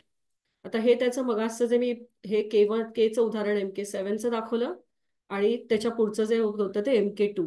So choose करताना हे this is another brand, I am not taking the name of the brand, पण हे हा जो प्रकार आहे K2 हा K1 आणि K2 पेक्षा it is a better idea or it's a good idea to choose for MK7 rather than going for MK2. So this is another example of how to choose your vitamin D things. And this was all about for today from my side. Doctor Kirtane तुम्ही आहात का? आणि आपण नंतर मग प्रश्न घेऊ त्याच्यावरती, कारण I think we still have Yes, I'm here.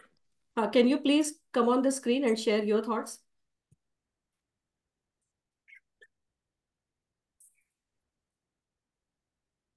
Hello.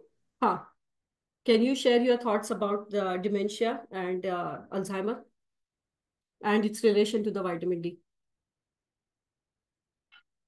तुम्ही म्युटेड आहात डॉक्टर कीर्तने. आता ऐकू येतंय? हो, आता येतंय. Okay, sorry.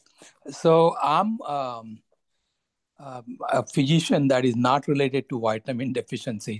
परंतु मी काही जे YouTube व्हिडिओज करतो त्याच्यामध्ये मी पूर्वी पाहिलं होतं, तर व्हायटामिन डी चे जे रिसेप्टर्स आहेत they R all over the body. So पूर्वी जो कन्सेप्ट होता की डी हे फक्त बोनसाठी येते, चुकीचं आहे. आणि I am going to mention couple of quick studies. एका स्टडीमध्ये त्या लोकांनी काय केलं होतं, प्रॉस्पेक्टिव्ह स्टडी होता. They followed more than 1000 patients who had no previous dementia, no vascular coronary artery disease, काहीच नव्हतं.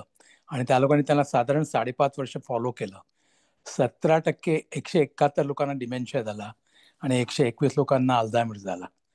So it was very interesting study. त्याच्यामध्ये त्यांनी काय केलं की जेव्हा level was severely decrease vitamin डीचं, they had a significant increase in the possibility of developing dementia. जेव्हा ते 25 ते 50च्या मध्ये होतं तेव्हा त्या लोकांना इन्क्रीज रिस्क होती. आता can you, so they are asking की तुमचं level should be greater than 50, maybe 75. आणि vitamin D has been related to several neuro degenerative disorders. Conclusive study फक्त माझ्या दृष्टीने 1-2च मी पाहिले होते, त्यामध्ये अल्झायमर्स डिझीज किंवा even other non Alzheimer's disease dementia. Just to clarify, dementia म्हणजे memory loss. Alzheimer's is a very specific diagnosis for dementia. So there vascular म्हणजे multiple strokes होतात, blood vessel hardening होतं, किंवा काही इतर कारणाने सुद्धा तुम्हाला डिमेन्शिया होऊ शकतो. तर vitamin D seems to be, if you maintain the adequate levels of vitamin D in your blood, then the possibility of developing dementia is almost 50% reduced. So that's a very well-known thing. So especially people that are over 70 or even 65 should take vitamin D blood levels, and if they are low, should supplement their things with the tablets. So एक दुसरं आहे की vitamin D is correlated with the hippocampal volume. Hippocampus नावाचा जो area आहे आपल्या ब्रेनमध्ये, which is ज्याच्यामध्ये आपली मेमरी स्टोअर होते. सो देर इज उजवा आणि डाव्या बाजूला आहेत, दोन्हीकडे आहेत. आणि ती मेमरी जी स्टोअर होते त्याच्यामध्ये MRI करून त्या लोकांनी पाहिलेलं आहे की डिमेन्शिया झालेल्या लोकांचं हिपोकॅम्पस व्हॉल्यूम रिड्यूस झालेलं असतं. आणि कुठलीही ट्रीटमेंट दिली जर इफेक्टिव्हनेस पाहिजे असेल तर ते पुन्हा हिपोकॅम्पस व्हॉल्यूम चेक करतात. ते जर वाढलं असेल तर मग कळतं की नंतर डिमेन्शिया इम्प्रूव्ह होतोय. Of course cognitive test is the easiest way to do rather than doing an MRI. तर त्या लोकांनी शोधून काढलं होतं की ॲमिलॉइड प्लॅक्स आणि टाव प्रोटीन हे जे 2 गोष्टी आहेत, तर मॅक्रोफॅजेस जे आहेत they get stimulated because of vitamin D level to clean up the plaques or amyloid. So again, the mechanism of Alzheimer's disease, if at all we know something, is की amyloid जे असतं ते deposit होतं आणि ते amyloid clear होतं मॅक्रोफॅजेसने. Macrophages are stimulated by vitamin D. So again, vitamin D3 or vitamin D in general does improve the phagocytic clearance of the macrophages of the amyloid.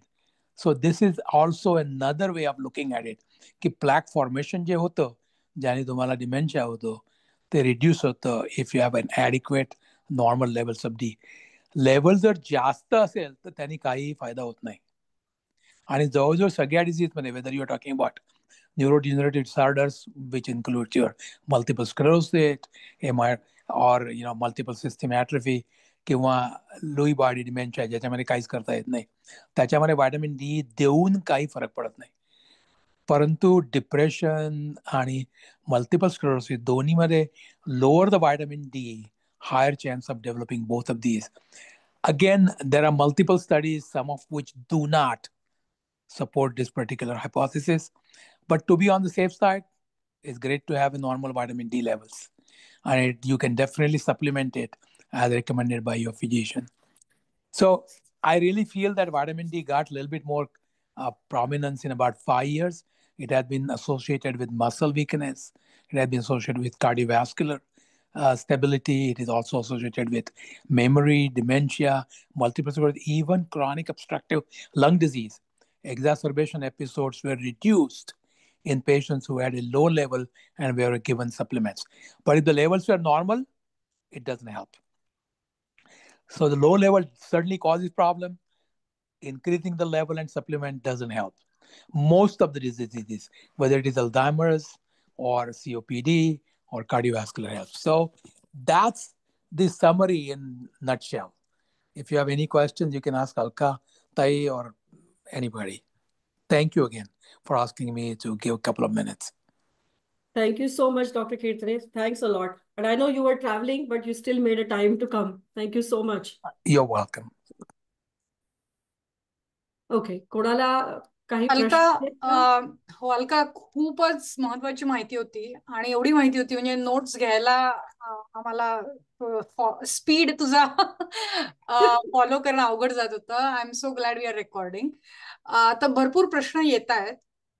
त्याआधी मला तुला हा प्रश्न विचारायचा होता की ऑफकोर्स सप्लिमेंट पेक्षा जर आपण आपल्या आहारातून हे सगळे विटॅमिन्स घेऊ शकलो तर त्याच्यासारखं दुसरं काही नाही.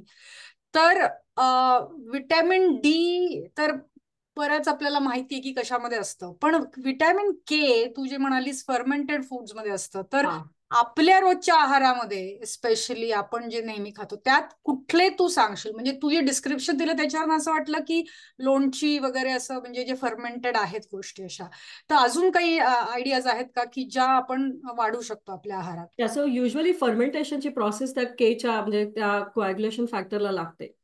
तर आपल्या अगदीच तुम्हाला एक तर पहिली गोष्ट म्हणजे leafy green vegetables is the part of it.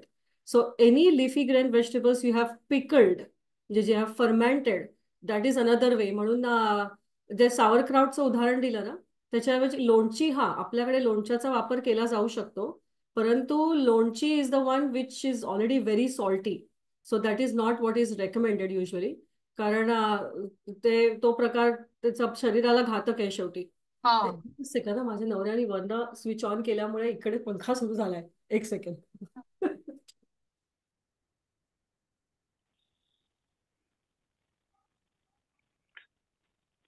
Sorry, तितके भयंकर थंड आहे.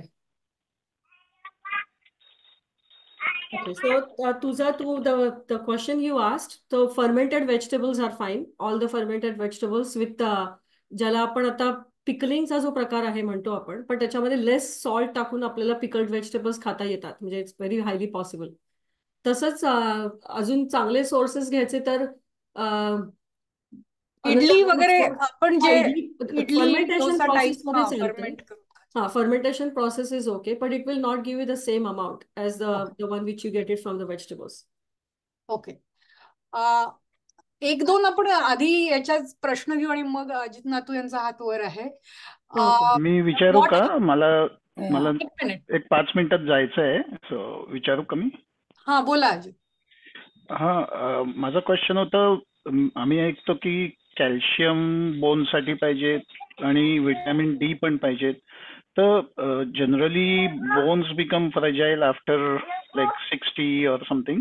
सो सनलाईट मधनं जो डी जीवनसत्व मिळतं ते does that help the bone be getting stronger, और कॅल्शियमच फक्त पाहिजे बोन स्ट्रॉंगनेस साठी? हा, सो व्हायटमिन डीचा जो मुख्य प्रकार आहे ना, तो व्हायटमिन डीचं काम आहे ते कॅल्शियमला रेग्युलेट करण्याचं.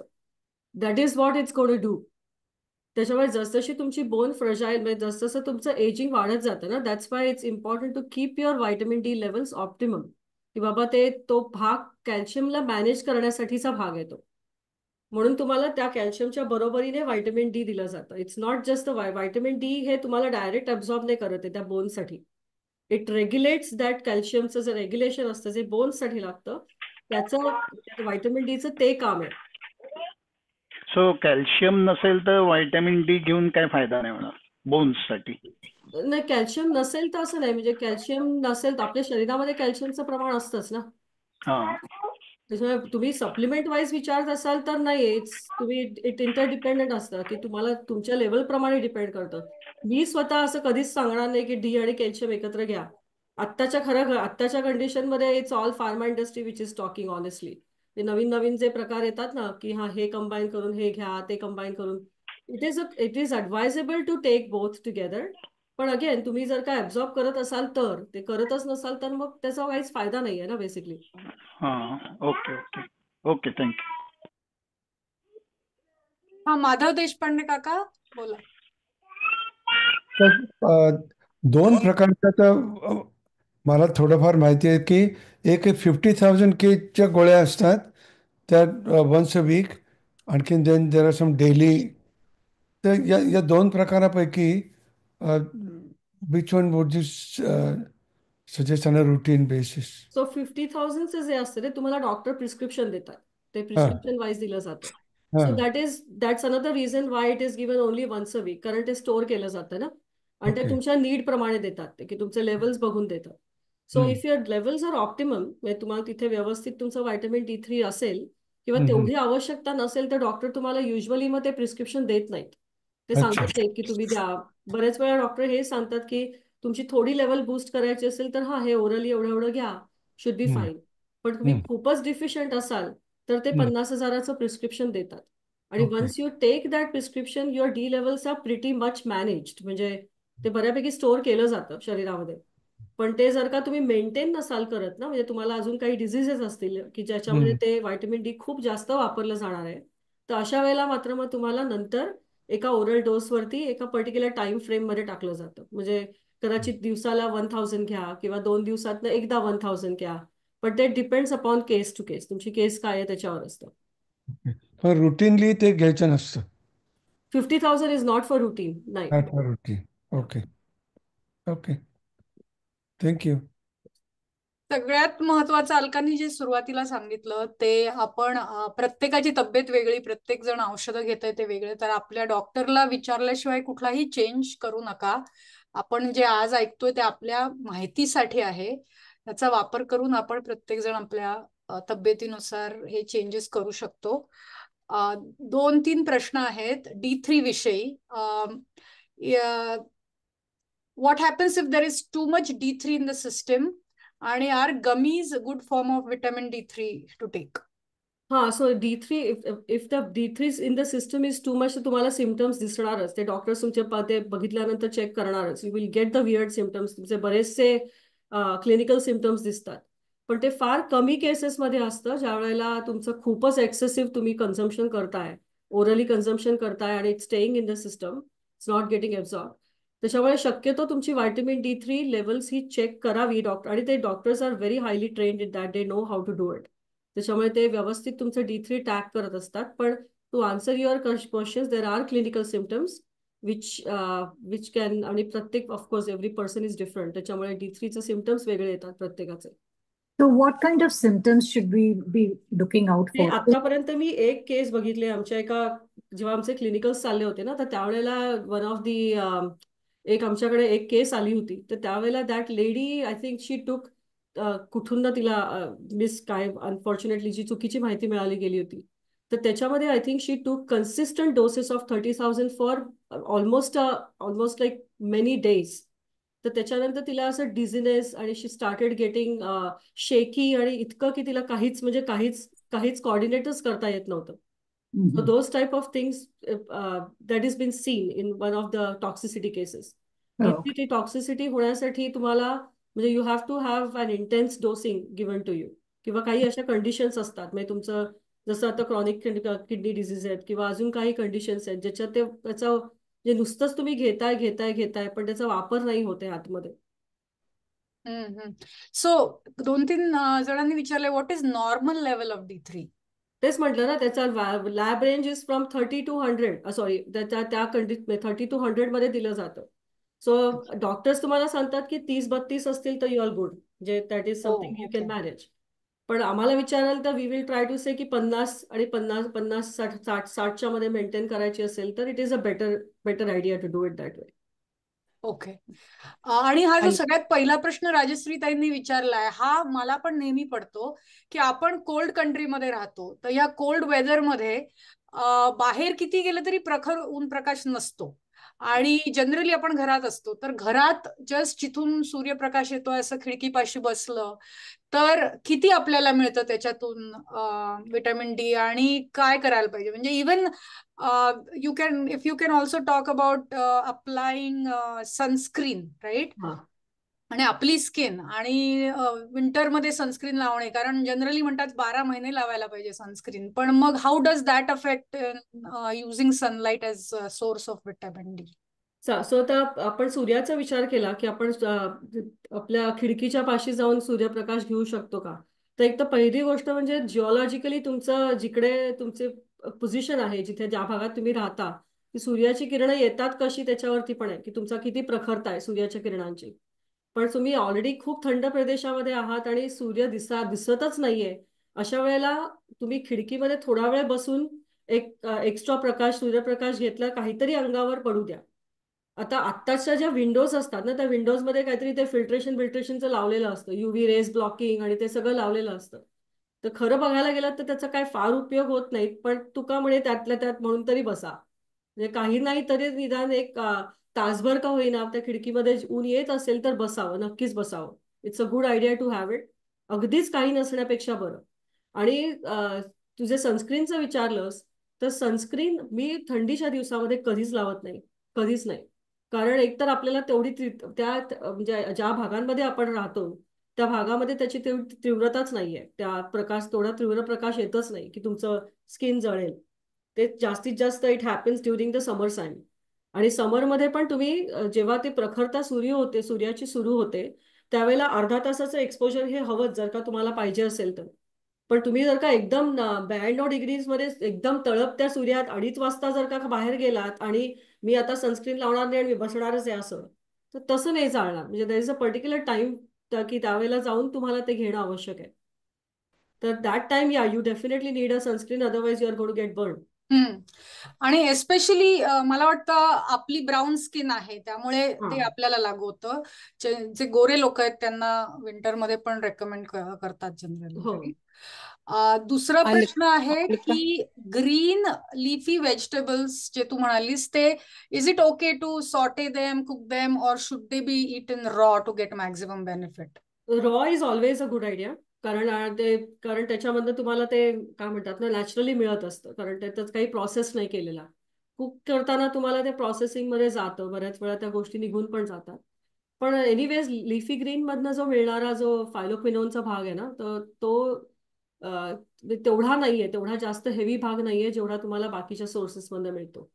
पण टू आन्सर द क्वेश्चन, कुठलाही शिजवलेला जो प्रकार आहे तो एनिवे तसंही त्याचं न्यूट्रंट व्हॅल्यू कमी होते. When you eat raw, it is always a good idea, or that's the better to have the source. म्हणजे सॅलड्स वगैरे, सॅलड्स वगैरेचा पार्ट खाता येतो. आणि विजयताईंनी लिहिलंय kombucha drink, is it good for the body? Kombucha is a natural probiotic. या fermented असतं ना? फर्मेंटेड ते. अलका, मी एक विचारू का? हा, विचार. हा, ल्युपस मध्ये डी विटॅमिन काय काम करतं, म्हणजे त्याचा कसा उपयोग होतो? सो ते आता म्हणजे अगेन त्याचं lot of research going on. त्याचं व्हायटमिन डी मुळे एक स्पेसिफिक ल्युपस बरा होईल वगैरे असं नाहीये अजिबातच. जसं आता डॉक्टर कीर्तन यांनी सांगितलं तसं की तुमची कंडिशन काय आहे, तुम्ही कितपर्यंत पोहोचलेला आहात त्या भागावरती. इन्फ्लेमेशन जे कंट्रोल करण्याचं जे काम असतं त्याच्यामध्ये व्हायटमिन डीचा भाग आहे, म्हणजे rather it plays a role in it. That's why usually लुपसमध्ये पण जे इन्फ्लेमेशनचा भाग येतो त्या भागामध्ये व्हायटमिन डीचा रोल प्ले केला जातो. इट्स नॉट त्याला पाठवलं जातं तिकडे हा, सो असं. Not just given specifically for the lupus as such. It's more for the symptoms which are in their. आणि अजून एक म्हणजे आपण नॉनव्हेज जर पदार्थ खायचे म्हटलं तर ते शिजवूनच खातो आपण. तर त्याच्यामधून म्हणजे त्यातले विटॅमिन्स कमी होत नाहीत का? नाही, जे कारण व्हायटमिन डी हे फॅट स्टोर्ड आहे ना, तर ते जे तुम्हाला लिव्हर आणि जे आता नॉनव्हेज मधले जे भाग असतात ना, तर ते ऑलरेडी त्याच्यामध्ये त्याचं प्रमाण कमी होणार ऑफकोर्स, परंतु ते स्टोअर केलेलं असतं, म्हणजे त्याच्यामध्ये स्टोर्ड असतात त्या गोष्टी. म्हणजे भाज्यांपेक्षा त्यातून तुम्हाला जास्त मिळतं. जास्त प्रमाण मिळतं. ओके.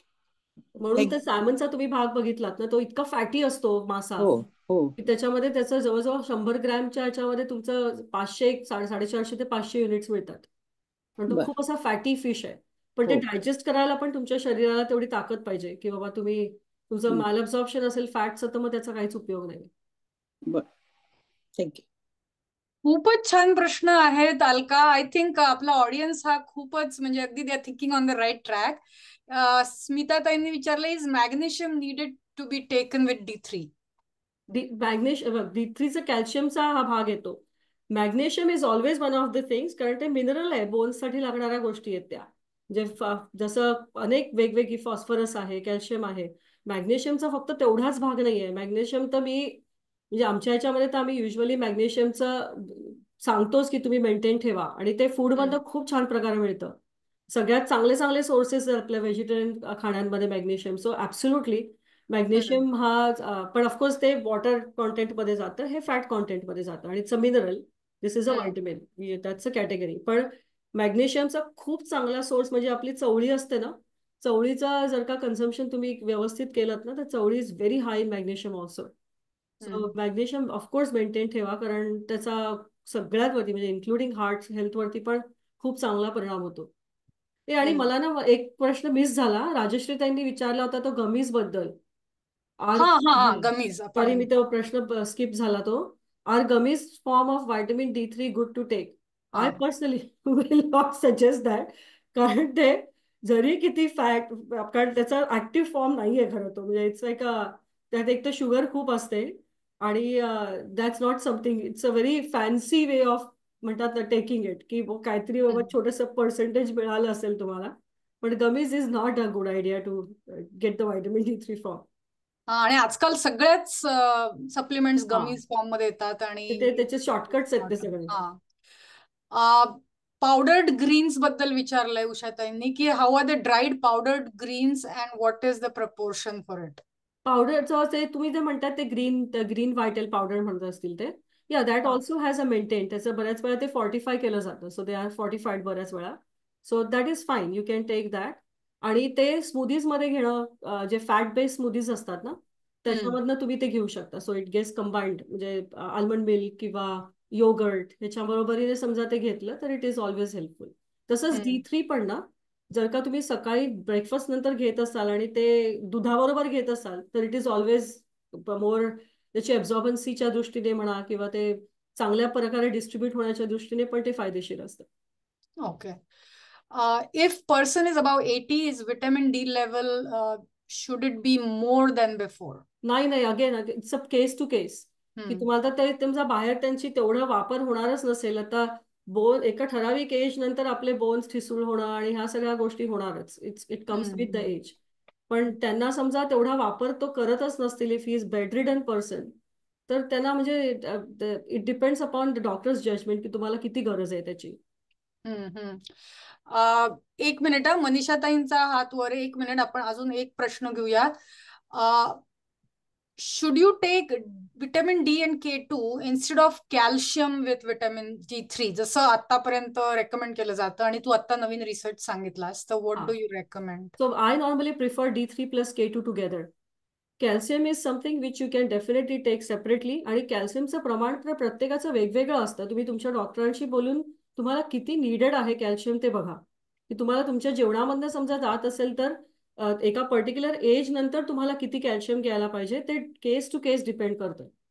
आता पूर्वी ते कॅल्शियम आणि व्हायटमिन डी एकत्र द्यायचे, पण ह्या नवीन रिसर्चमुळे D3 plus K2 is a good combination to start taking it. बऱ्याच वेळा मला असं वाटतं, I am not see, don't remember the brand, पण त्याच्यात ते सगळं एकत्र आहे, कॅल्शियम पण ऍडेड होतं. म्हणजे that's another choice of yours की तुम्ही कसं घेताय. पण again please talk to your doctor before making any switch. Manisha ताई बोला. चवळी तू सांगितली अलका, ते चवळीची भाजी की आपलं कडधान्य? कडधान्य कडधान्य कडधान्य. ओके. चवळी कडधान्य. It's a black eyed peas, Nanga, Alka. हा ब्लॅक आय पीस या. Okay. Great. We are almost there. आपली वेळ संपत आली आहे. Alka, thank you so much. म्हणजे एवढी माहिती आणि ती इतक्या कमी वेळात इतक्या सुंदररीत्या तू आम्हाला सांगितलीस आणि there was so much to grasp. So thank you so much. I am sure सगळेजण हे रेकॉर्डिंग परत परत बघणार आहेत. आणि before we end our session, पुढच्या रविवारच्या सेशनची माहिती तर पुढच्या रविवारी मी प्रेझेंट करणार आहे आणि आपला टॉपिक आहे की आपली नर्वस सिस्टीम आणि आपल्या आजूबाजूला घडणाऱ्या घटना किंवा आपण जे रोज दिवसभर करतो अशा काही रिच्युअल्स किंवा अशा काही गोष्टी, याचं काय कनेक्शन आहे. म्हणजे आपली नर्वस सिस्टीम, आपलं हेल्थ, आपलं वेलबिईंग हे आपल्या आजूबाजूला घडणाऱ्या गोष्टींवर कसं अवलंबून आहे आणि आपण कॉन्शियसली त्याचं अवेअरनेस कसं डेव्हलप करायला पाहिजे याविषयी आपण बोलणार आहोत. मी जास्त माहिती आणि स्पेसिफिक विषय तुम्हाला ग्रुपवर पाठवीनच, पण आपण ह्या विषयावर बोलणार आहोत. तर पुन्हा भेटूया पुढच्या रविवारी. 1-2 मिनिटं आपण ग्रुप चालू ठेवू, जर कुणाला काही बोलायचंय का. मी रेकॉर्डिंग स्टॉप करते.